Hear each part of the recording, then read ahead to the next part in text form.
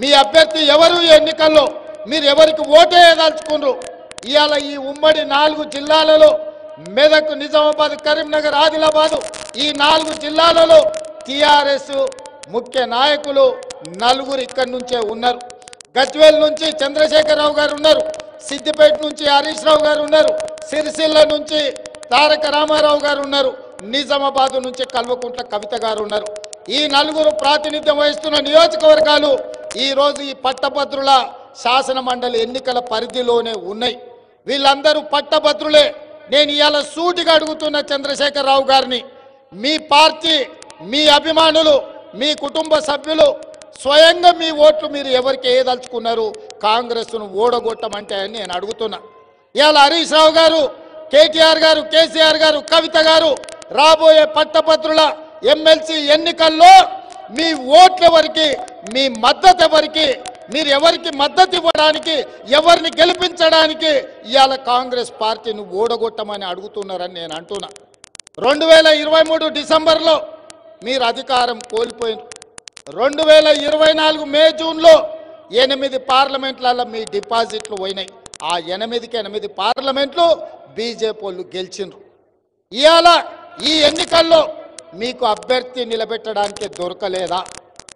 ఈరోజు మీరు అర్థం చేసుకోండి పట్టభద్రులకు నా విజ్ఞప్తి ఒక్కటే బీఆర్ఎస్ బీజేపీ చీకటి ఒప్పందంలో భాగంగానే కేసుల నుంచి తప్పించుకోవడానికి అరెస్టుల నుంచి కాపాడుకోవడానికి బీఆర్ఎస్ నాయకులు ఢిల్లీ ముందు సాగిలబడి తెలంగాణ ఆత్మ గౌరవాన్ని మోడీ కాళ్ళ దగ్గర తాకట్టు పెట్టి ఇవాళ కాంగ్రెస్ పార్టీని ఓడించాలని కంకణం కట్టుకొని తిరుగుతున్నారు 8 పార్లమెంట్లు బీజేపీ ఎక్కడెక్కడ గెలిచిందో ప్రతి పార్లమెంటులో బీఆర్ఎస్ డిపాజిట్ గల్లంతైంది నేను అడుగుతున్న కేసీఆర్ను నీ పార్టీ డిపాజిట్లు గల్లంతయ్యే బలహీనత ఈరోజు తెలంగాణ రాష్ట్రంలో ఉందా ఒకవేళ అదే నిజమైతే డిపాజిట్లు పోగొట్టుకున్న మీరు ఎమ్మెల్యే ఉప ఎన్నికలు వస్తే ఉప ఎన్నికలలో అన్ని సీట్లు గెలుస్తామని మీరు అంటారు ఎమ్మెల్యే ఉప ఎన్నికలు ఎప్పుడు వస్తాయో దేవుడెరుగు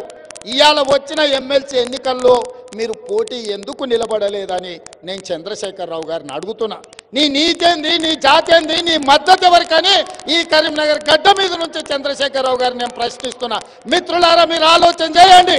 జరుగుతున్న కుట్రను చీకటి ఒప్పందాన్ని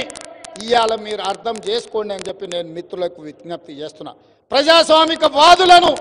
ఆలోచన చెయ్యండి అని చెప్పి నేను ఈరోజు విజ్ఞప్తి చేస్తున్నా 10 ఏళ్ళు చంద్రశేఖరరావు ముఖ్యమంత్రి ఉన్నాడు 12 ఏళ్ల నుంచి నరేంద్ర మోడీ గారు ప్రధానమంత్రిగా ఉన్నారు 10 ఏళ్ళు చంద్రశేఖరరావు చెయ్యలేంది 12 ఏళ్ళు నరేంద్ర మోడీ ఇవ్వలేంది ఇవాళ కాంగ్రెస్ పార్టీ ప్రజాపాలన మీ మద్దతుతోనే 10 నెలల్లో పూర్తి చేసింది నేను అడుగుతున్న ఈ వేదిక మీద నుంచి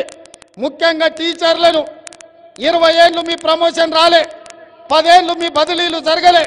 35,000 మంది టీచర్ల బదిలీలు 22,000 మంది టీచర్ల ప్రమోషన్లు మా ప్రభుత్వం మొదటి సంవత్సరంలోనే ఇచ్చిందా లేదా ఒకవేళ మేము ఇచ్చింది నిజమైతే మీ గుండెల మీద చెయ్యి పెట్టుకొని మా అభ్యర్థి నరేందర్ రెడ్డిని గెలిపించండి ఒకవేళ మీ 35,000 మందిని బదిలీ చేయకపోతే 22,000 మందికి ప్రమోషన్లు